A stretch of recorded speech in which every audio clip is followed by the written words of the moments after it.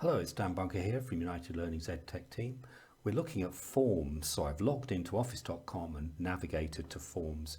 Now I've opened up a form I've been working on where pupils have started to submit their responses.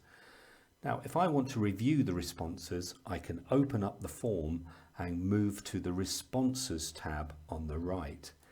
That gives me a little dashboard that shows me who has responded and the kind of results I'm getting. From this dashboard, I can click on Review Answers. This takes me through everybody's response, and I can look at them one at a time and toggle through what the different children have answered. As well as reviewing them one by one from the Forms window, I can also open up the results in Excel. That creates a spreadsheet of all the different fields that you've asked in your quiz.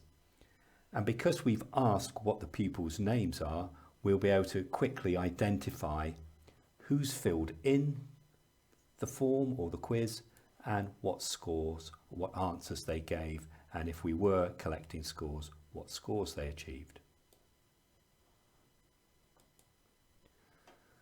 Though that Excel data can be copied and pasted into a master spreadsheet or markbook.